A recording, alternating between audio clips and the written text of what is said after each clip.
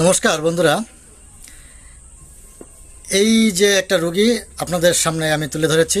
এই রোগীটা দীর্ঘদিন অর্শে কষ্ট পেয়েছিল এবং অনেক ডাক্তার, কবিরাজ, এলোপ্যাথি, হোমিওপ্যাথি অনেক দেখিয়েছেন, কিন্তু তেমন একটা পরিবর্তন আসেনি।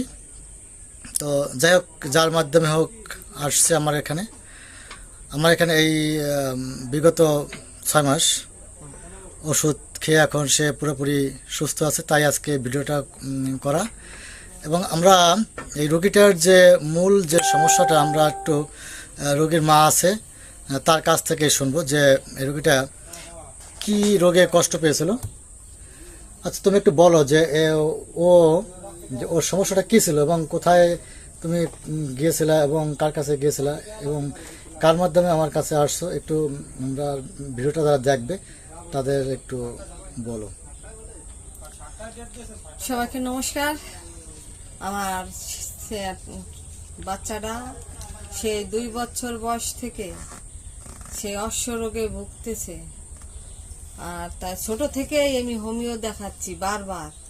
প্রথম জেডিমা, তারপরে ওই বল্লভ, ওই রাধাগঞ্জ, আবার ঢাকায় গিয়েছিল, ওইখানের থেকে একটা হোমিও, তাকেও দেখাইছে, অনেক টাকা ভিজিট।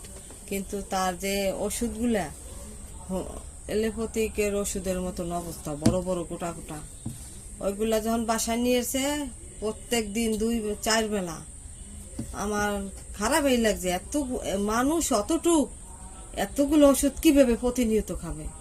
তারপর আমি এগুলো না করকে দিলাম। না করকে দেওয়ার পর কি করব, এলোপ্যাথিক তো দেখানো যাবে না, হোমিও কোথায় যাব।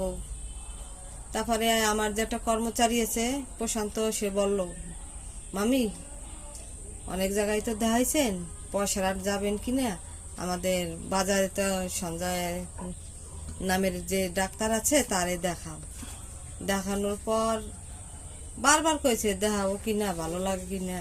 বাড়ির কাছে ডাক্তার, অনেক দূরে তো দেখাইলাম, কোনো পরিবর্তন নাই, বাড়ির কাছে দেখাবো কিনা।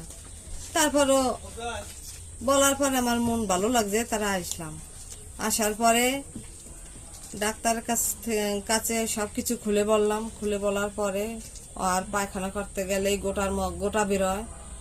আর বেশিরভাগই পায়খানা খুব টাইট থাকতো, পায়খানা করতে গেলেও খুব কষ্ট হইতো, 2-3 দিন পর হাগু করতো, আর ওরকম গোটা বাইরেইতো, সুচু করতে গেলেও ব্যথা লাগতো।